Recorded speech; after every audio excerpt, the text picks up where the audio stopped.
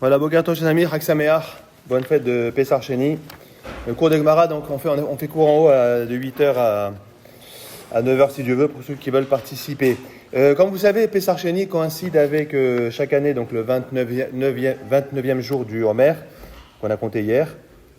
4 semaines et un jour.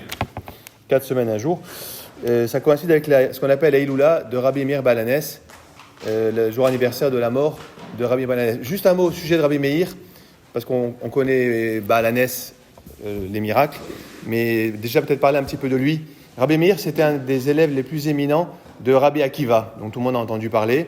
Alors, il est très important pour nous parce que dans la tradition orale, la Mishnah, il y a énormément d'enseignements anonymes. Quand on ne cite pas l'auteur, j'en ai souvent parlé à mes élèves du cours de Gemara, que très souvent, quand on ne cite pas l'auteur d'un enseignement mishnique de la Mishnah, sauf si on arrive, évidemment, c'est une des fonctions de la Gemara, c'est d'identifier les auteurs des enseignements de l'époque de la Mishnah, mais si on n'arrive pas à identifier l'auteur, systématiquement, c'est Rabbi Meir. Ce qui fait qu'on a énormément de Mishnah, de Mishnayot, qui nous viennent de Rabbi Meir. Il y a ce principe que tout le monde connaît, Stam Mishnah, Rabbi Meir Hi.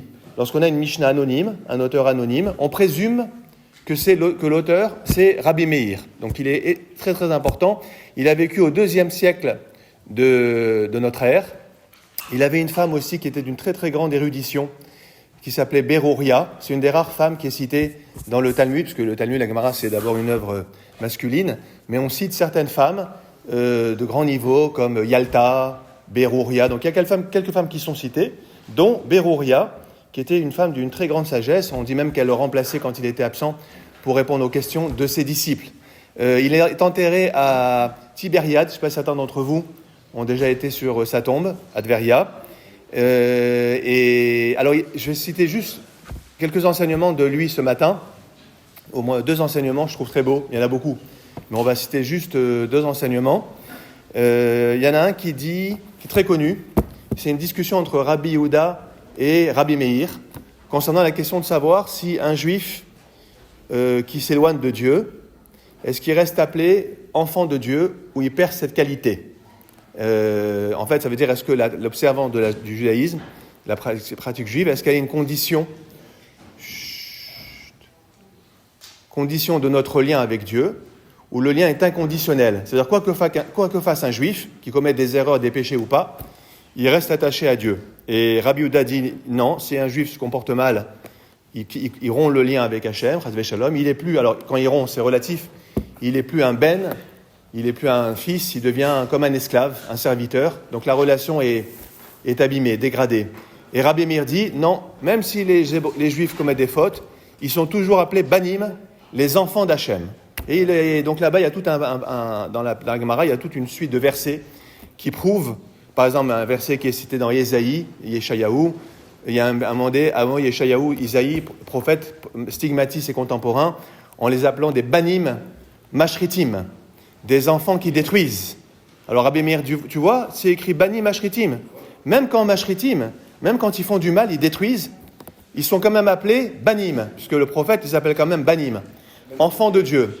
Donc c'est très beau cet enseignement, et il faut nous-mêmes nous en inspirer. Ça veut dire que chaque juif, il a une valeur, il a ses qualités, et même si on peut commettre des erreurs, au fond, on reste toujours les enfants d'Hachem. Il y a un autre passage aussi très connu de Rabbi Meir, qui traduit aussi d'ailleurs son passé, puisque d'après certains, Rabbi Meir est un descendant de convertis, de prosélytes, et il y a un passage où il dit, donc vous allez voir, c'est intéressant, ça veut dire que peu importe l'origine de quelqu'un, ce qui compte, c'est ce qu'il fait de sa vie.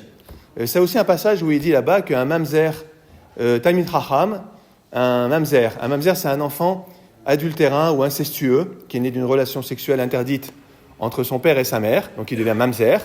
Il est plus grand qu'un Kohen Gadol Amaharetz, qu'un grand prêtre ignorant de la Torah. Regardez le parallèle. Mamzer, il a tout ce qu'il faut pour être négatif au niveau de sa filiation, il est mamzer.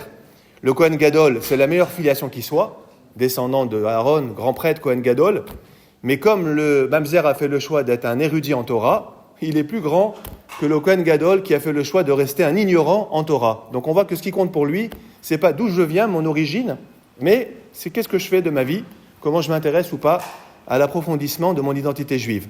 Voilà 2 enseignements, on pourra en citer beaucoup. On dit, je lisais hier, il y a un petit livre qui a été dédié, qui s'appelle Sefer Mid Batayin, où c'est que des enseignements de Rabbi Meir, et ça commence d'ailleurs avec un passage où on dit dans la Gemara qu'à chaque fois qu'on cite un enseignement d'un grand sage, qui est mort depuis très longtemps, ses lèvres remuent dans sa tombe. C'est comme si on le ressuscite. En citant ses enseignements, c'est comme s'il n'est pas mort, et on lui permet de rester vivant parmi nous. Voilà ce petit hommage que je voulais rendre, modeste hommage que je voulais rendre ce matin, à Rabbi Meir Ba'alanes. Voilà. N'oubliez pas qu'il y aura l'Akba Omer aussi la semaine prochaine, un autre maître, Rabbi Shimon Bar Yochai, et ça se passera lundi soir et mardi, l'Akba Omer. Et là, on aura une fête de l'Akba Omer comme chaque année à la synagogue, l'office le lundi soir, ici, 19h30. Et ensuite, il y aura une fête, un repas, musique au centre communautaire. Il faut bien évidemment, mes chers amis, penser à réserver au secrétariat pour pouvoir... La synagogue, c'est entrée libre, mais le centre communautaire, il faudra réserver pour pouvoir participer au repas de l'Akba Omer. Tana de Bilaou.